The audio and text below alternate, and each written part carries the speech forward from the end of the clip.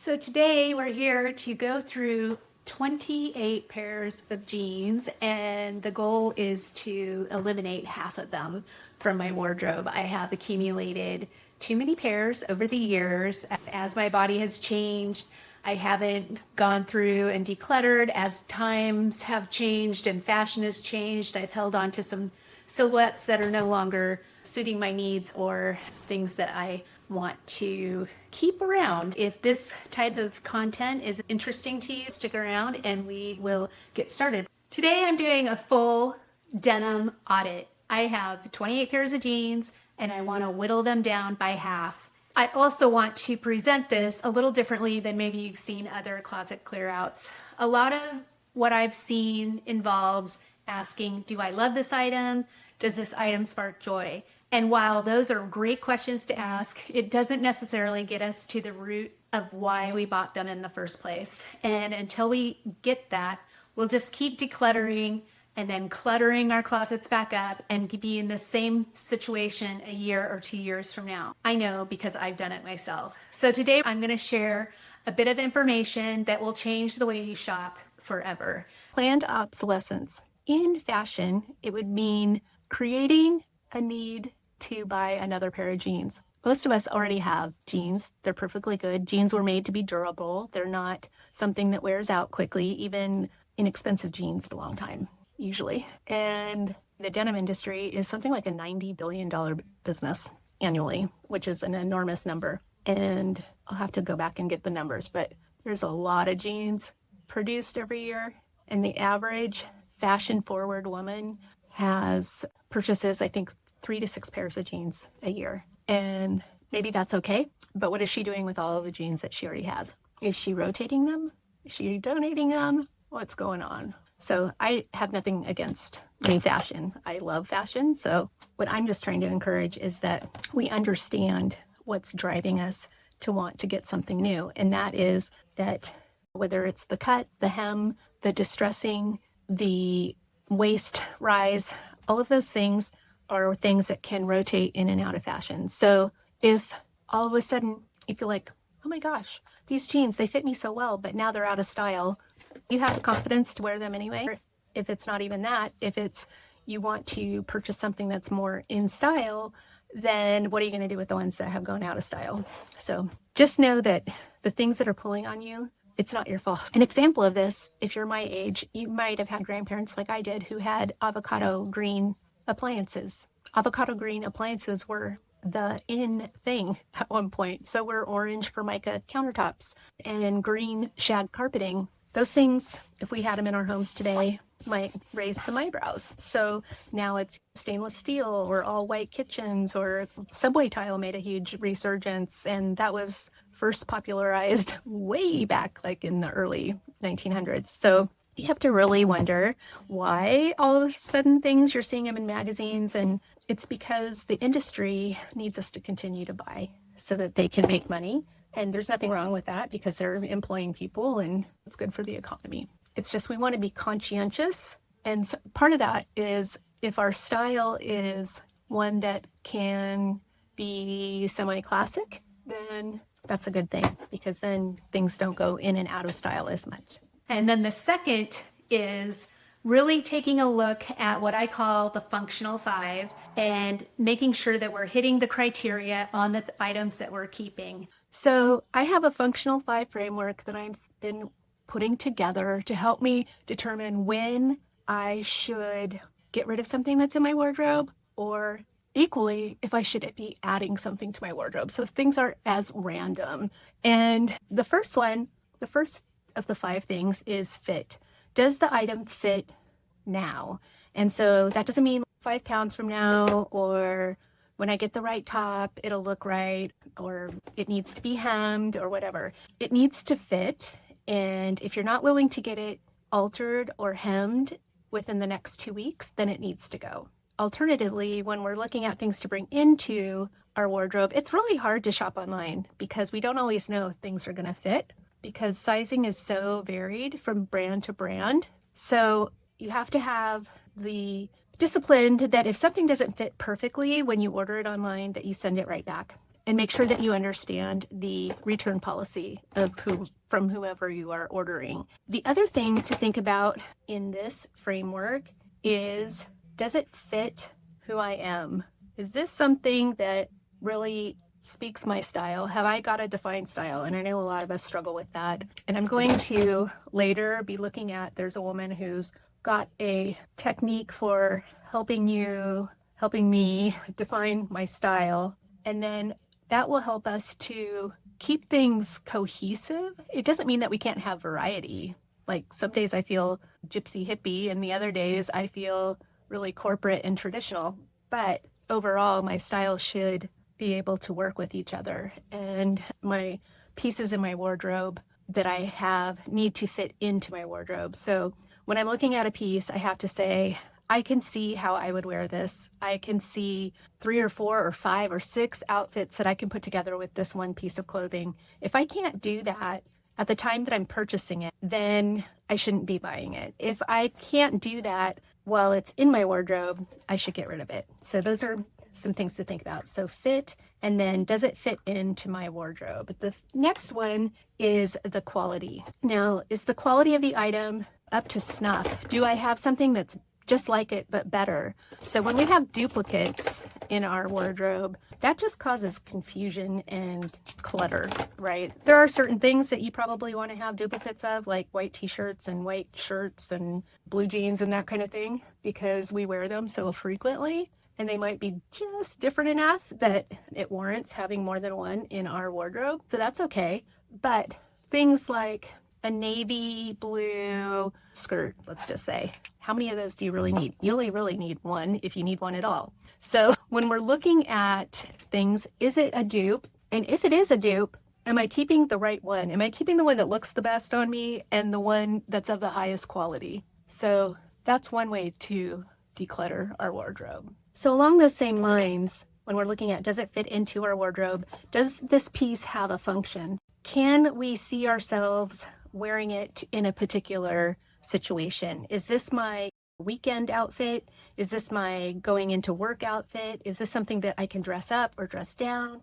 Is this something that's more fancy? And we can have fancy things, but let's get realistic about how many times we are going out somewhere formal or dressy and keep the appropriate amount of clothing to align to that. We just want to make sure that the clothes we have align to our lifestyle. And I know for a lot of us that work from home, that can be tough because, like for me, I'm in a profession that if I was meeting people in person, I would be dressed up. But I'm usually meeting people online, so I still want to look really nice online. So I do keep a working wardrobe, but it's a different kind of wardrobe than it was like in the 80s and 90s when it was all suits. Now it's more just smart casual pieces. And so that's something to think about too. But I also want to have some nice business wear for when I am meeting with people in person, where I may want to put on a suit, that sort of thing. But I don't need a full closet full of suits. I used to, but I don't need that anymore. That's one thing. The other one is frequency. How frequently am I wearing this item? So when you look at something that's in your closet, can you ask yourself, like, when's the last time I wore this thing? Now, I live in a climate where we have all 4 seasons. So it could be 6 months before I wear something else again, but I really need to be honest with myself. Is this something that I wore last spring, or did it go untouched? Or if it goes through a whole season and doesn't get worn, does that mean it's time for it to go? And I think for me, because I have an excess of things, I want to probably get rid of things that I'm not using unless I can figure out how I'm going to style them and then intentionally wear them. I can keep them. But if I'm not going to intentionally make an effort to style those items that are sitting just being ignored in my wardrobe, I feel like that's a waste of space and somebody else could be using those items and enjoying them. Frequency. And then finally we have future. Would the future me buy this again at full price? So that's an interesting question. So I have shared it on this blog, and I don't know if I've shared it before or after you're hearing this. So just real quickly, I have lost some weight over the last 5 years, and there were some things, and there, even you saw me in my jeans declutter, that I'm struggling to get rid of because I love these pieces and I don't want to get rid of them because one, they were expensive, or two, I just really like them and I like their style. So I have actually gone out and repurchased things. I bought a sweater this winter that I already owned, but that was way too big for me. And I loved it so much that I bought it again. And it was a Holland Cooper sweater. And I'm really glad that I did because I still love it. And it still is my style and it has all the colors that I want. And so to me, that's a testimony to how much I really liked the thing to begin with. Same with different jean styles or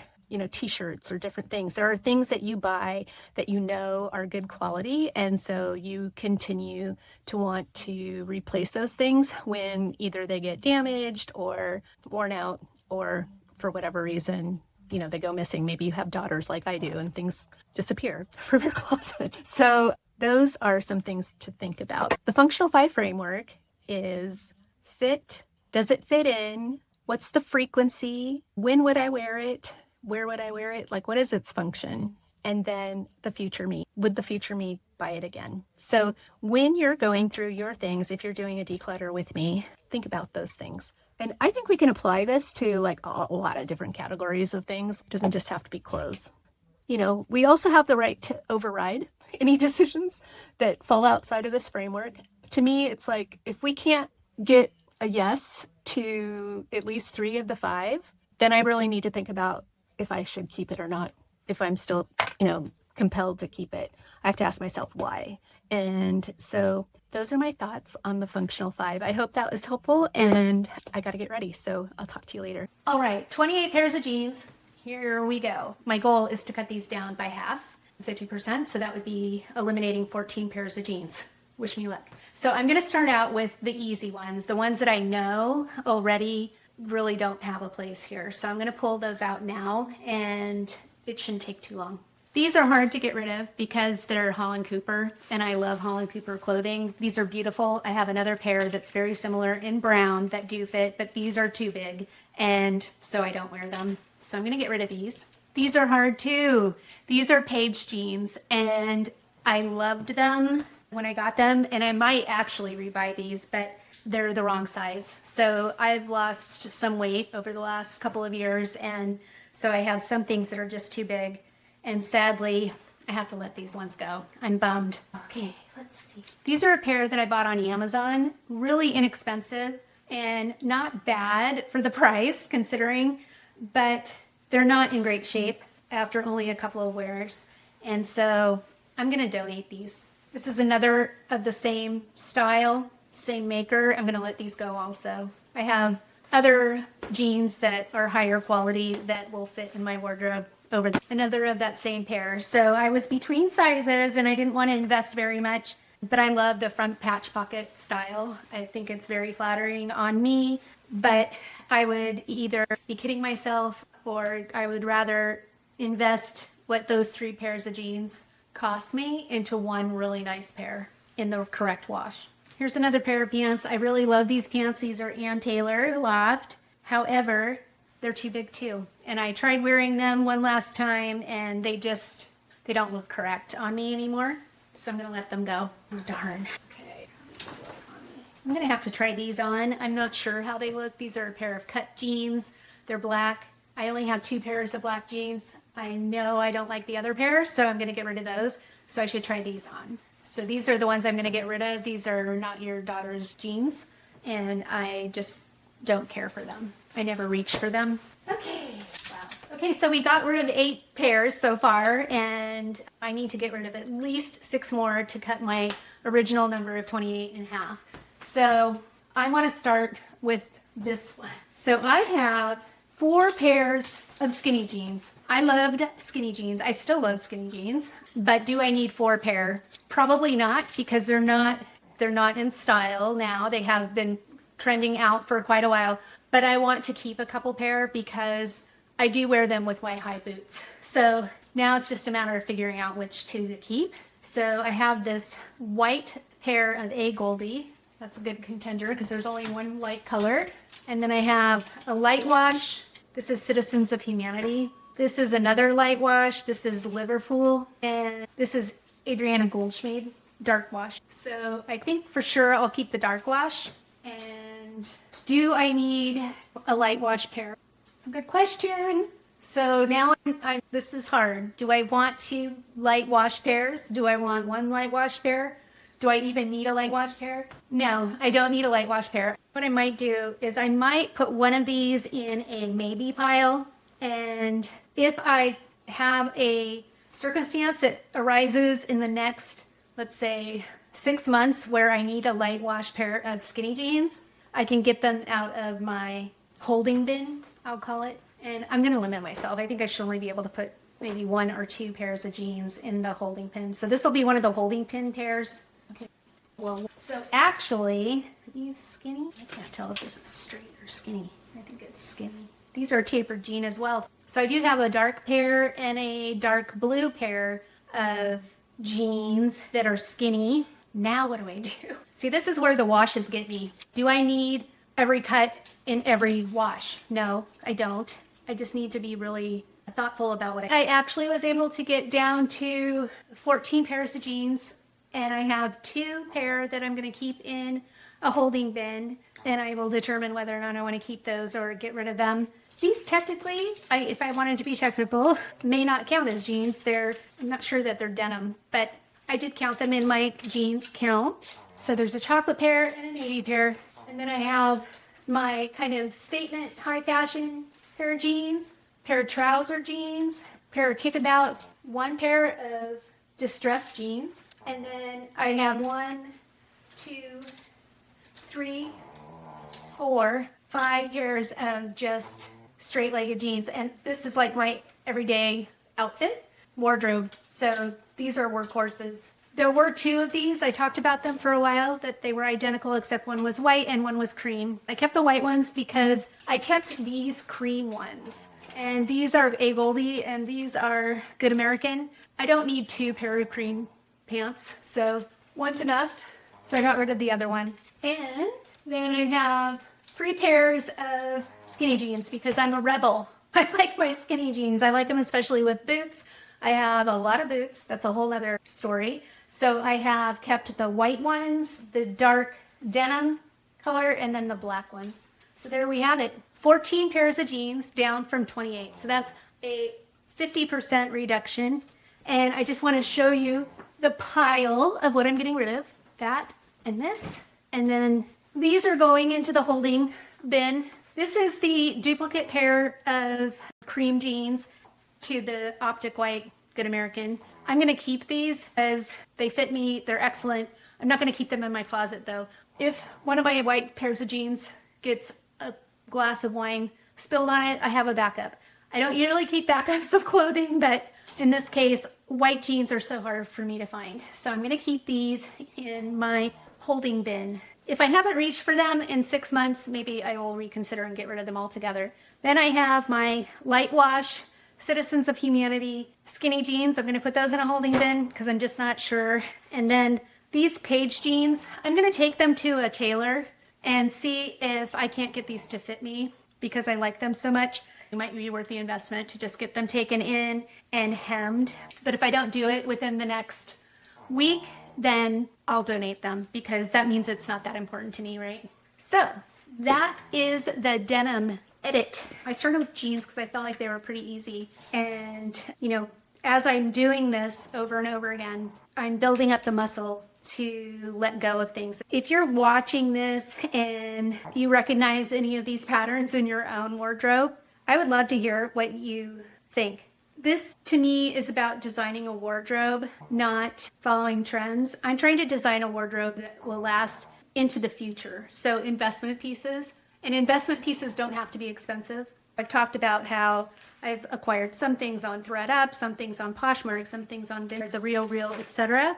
But I also shop new. I go to Nordstrom. I shop from some of the best brands out there as well. So this isn't about deprivation. Again, if there's something that you love, saying yes to that thing becomes so much easier because you're being discriminating. You're not just being impulsive or a victim of the trends. So before we do the final pile, I want to do the math because this is the part that permanently changed how I think about buying anything. So whether it's the cost per use or cost per wear, and it's a simple formula. It's how much did the item cost when you paid for it, and divide it by how many times you've worn it. And the numbers almost aren't ever what we expect. So for example, I got rid of 3 pairs of jeans that I bought inexpensively off of Amazon. They were probably $35, $40. So that's $120.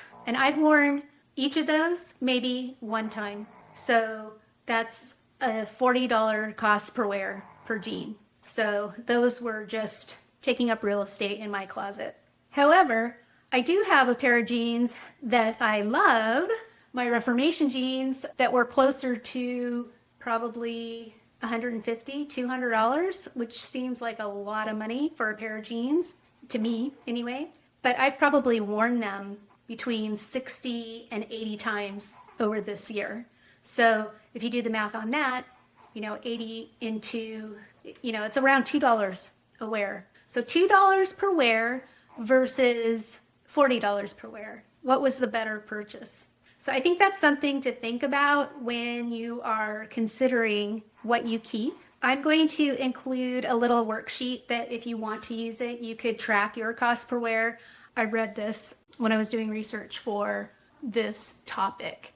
By every financial metric, the expensive pair is the better purchase, and yet our brains experience the $180 price tag as the riskier decision. That's not irrationality. It's a well-documented cognitive bias called loss aversion. Explored by Kahneman and Tversky, feel the pain of a large price tag more acutely than we feel the proportional pleasure of the value it delivers. Fast fashion exploits this perfectly. The number feels small. The cost per wear tells a completely different story. So I'm not sharing that to make us all feel guilty at all about past purchases. I'm just saying it because once you see it, the next decision becomes easier. So I love some of the fast fashion that's out there too, and sometimes it is fun to try a trend at a lower price point, knowing that it's only going to be around a year. But if it's something that's more of an investment piece, then let's really do our research and our investigation and find the piece that we really, really want and either save up for it or allocate our clothing budget towards it and get it and enjoy it. Okay, those were the last survivors, the ones hanging on the rack behind me, and everything else is gone. And so whatever I'm holding on to right now has made it through, and the rest have to go. I'm keeping 14, and I'm sitting here, and what I notice is that I don't feel deprived at all. I'm not like feeling anxious or separation anxiety. Actually, I feel the opposite. I feel really calm and confident that any pair of jeans that I pull from my wardrobe now, I know they fit me well. I know that I love them, and I know that I have other things in my wardrobe that go with them. So that's a great feeling. It's not a guessing game anymore. And probably in the first time in several years that I know exactly what I have as far as jeans. I used to have these all stacked up on a shelf in my closet because I didn't have enough hanging space for them, and now I will be able to hang them and see them in my closet. The Denim Audit and the cost per wear tracker I used today is in the description. They're free, and you can download them and use them however you want. Okay, everybody, so my camera died. I have a new camera and it died, so I'm hopping on my iPhone. So that's why, if it looks different, that's why it looks different. And I just wanted to, before I sign out, just say a few things about what I'm going to do with the items that I have cleared out of my wardrobe. So I'm going to call out any of the really premium brands where I've probably got at least $100 spent on them initially. I want to see if I can recoup some of that capital investment and sell them on either Vinted, Vestiaire, or Poshmark. The other thing that I do is The mid-tier, which is a real time saver, but you still get some of your money back, is ThreadUp. So I will just box that up. I will request a shipping label. Then anything that's worth like less than $40, or if I paid less than $40 for an item, I will usually just donate those. Then I have reclaimed all of this space in my home. So I'm really excited that you joined me today. If anything resonated with you, I'd love to hear what your thoughts are. And if this kind of content is interesting to you, I hope to see you again. In the meantime, be good to yourself, be good to your future self, and have a lovely life. Bye.